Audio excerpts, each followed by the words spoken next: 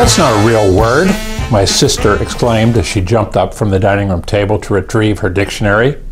"Sure it is," my dad replied, generally to the rest of the family, since my sister was already bounding up the steps to her bedroom.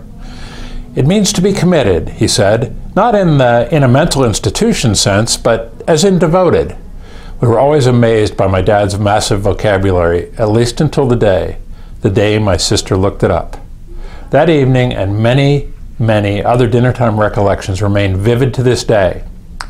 By the way, even after we learned about his made-up words, I never begrudged my dad his vocabulary. Some of his inventions were truly momentous. Now that our children are off on their own, I reflect on those things I would have liked to have done as a family. Thankfully, the list is pretty short. One thing I would do differently, though, would be to eat dinner together at the dining room table more regularly. Today, with my parents gone and my siblings spread around the country, the hours of our family spent together at meals seem that much more precious.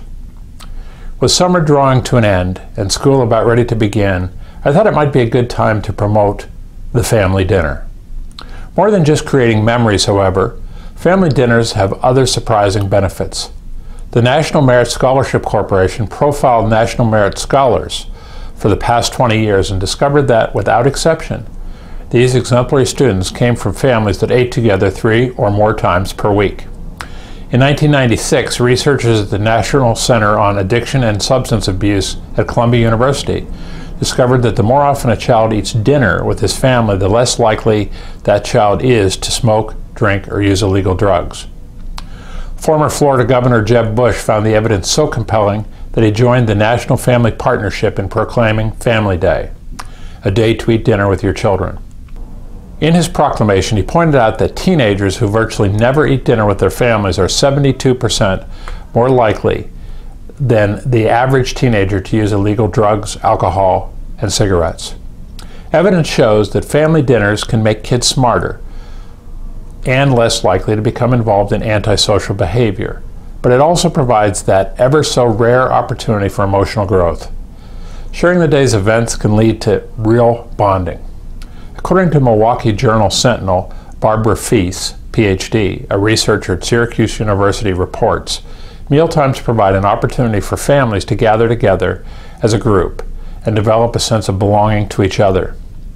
Julia Dowling Rutland, a co-author of Discover Dinner Time, Your Guide to Building Family Time Around the Table, reports, developing good conversation skills shapes the future of our country.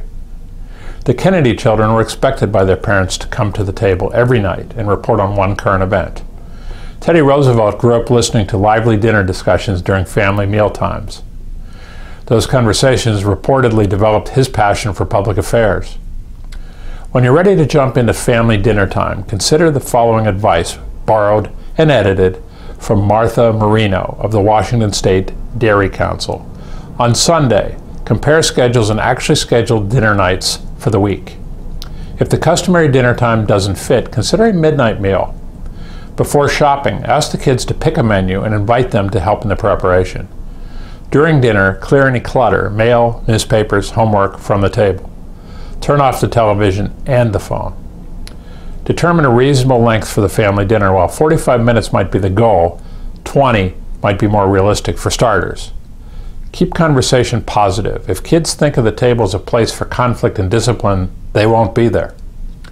Ensure that everyone gets airtime. Don't let one person dominate. Try the Kennedy family's current events idea. 10. Encourage lingering around the table for relaxed conversation and serve desserts. I like that one. And coffee. Share the cleanup chores. Amen. Some parents find that good communication occurs on a full stomach while washing dishes. By the way, in the part of our mission at the PRLA is to promote the restaurant industry, family dinners can be just as successfully conducted at your local eatery.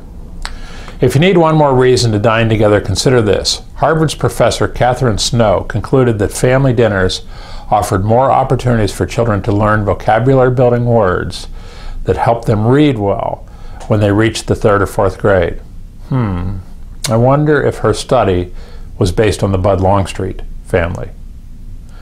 I'm John Longstreet with another edition of the Longstreet Beat. Thanks for tuning in, and I'll see you again next time.